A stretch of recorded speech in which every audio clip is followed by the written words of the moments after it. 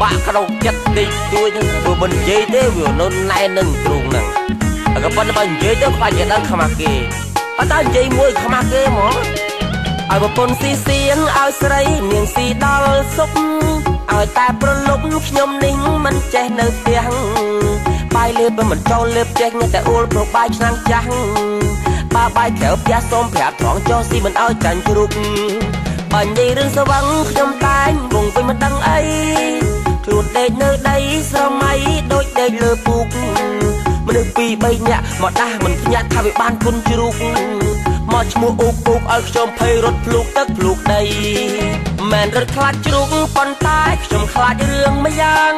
ស្រវាំងដេកចងាងខ្លាចណាស់ឡានឡោកាន់ដីខ្ញុំខឹងខ្លាំងពេកស្ទុះវឹងទៅចាស់មុខជ្រូកបីដៃថ្ងៃនេះហេងអីម្ចាស់ជ្រូកដាក់ដៃចូលប៉ោះបលិសម៉ែក្មេងឪក្មេងមកតាមសួរខ្ញុំដល់ប៉ោះម៉ែសួរត្រង់ចោះកូនប្រុសកូនខុសរឿងអីខ្ញុំចូលបានចិត្តខំប្រឹងចំតិតស្រែកយកមកនាលដៃកូនមិនទៅខុសអីផ្ទះជ្រូកបីដៃព្រោះជ្រូកវាឆ្លើយឥឡូវទុកធំប្រពន្ធមិនឲ្យចូលផ្ទះលើកដៃសំពះម៉ែក្មេងក៏ធ្វើប្រងើយបងថ្លៃប្អូនថ្លៃធ្លាប់ផឹករាល់ថ្ងៃក៏គេកន្តើយអួយចាប់បដ ாய் បងឈប់ខូចហើយណាម៉ែប្រពន្ធហើយអោម្ចាស់ទឹកម្ចាស់ដីលោកអើទីបញ្យលសពប្រពន្ធខ្ញុំឲ្យប្រពន្ធខ្ញុំមើលមកឃើញមុខប្តីនឹងឃើញប្តីស្លូតប្តីល្អហើយទៅឈប់ខឹងប្តីទៅអីណែបងប្អូនចឹងដែរកណាឃើញខ្ញុំនៅផ្ទះឲ្យកុំហៅផឹកឲ្យសោះញោតទូរស័ព្ទមកនឹងតែមកអេម៉ងឲ្យប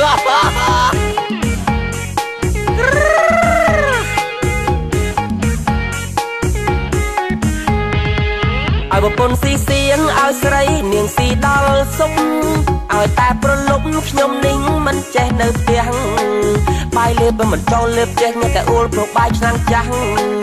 បើបាយក្រៅផ្ទះសូមប្រាប់ត្រង់ចុះស៊ីមិនឲ្យចាញ់ជ្រូកបើនិយាយរឿងស្វឹងខ្ញុំតែងវងវិញមិនដឹងអី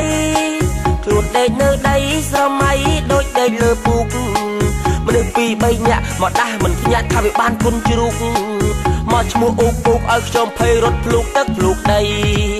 មិនរត់ខ្លាចជ្រូកប៉ុន្តែខ្ញុំខ្លាចរឿងមួយយ៉ាងស្រវាំងដេកចងាងខ្លាចណាស់ឡានឡោកាន់ដីខ្ញុំខឹងខ្លាំងពេកស្ទុះវឹងទៅចាស់មុខជ្រូកបីដៃថ្ងៃនេះហេងអីម្ចាស់ជ្រូកដាក់ដៃចូលប៉ោះបលិសម៉ែក្មេងឪក្មេងមកតាមសួរខ្ញុំដល់ប៉ោះម៉ែសួរត្រង់ចោះកូនប្រុសកូនខុសរឿងអីខ្ញុំចូលបានចិត្តខំប្រឹងចំតិតស្រែកយកមកនាលដៃកូនមិនទៅខុសអីផ្ទះជ្រូកបីដៃព្រោះជ្រូកវាឆ្លើយឥឡូវទុកធំប្រពន្ធមិនឲ្យចូលផ្ទះលើកដៃសំពះម៉ែក្មេងក៏ធ្វើប្រងើយ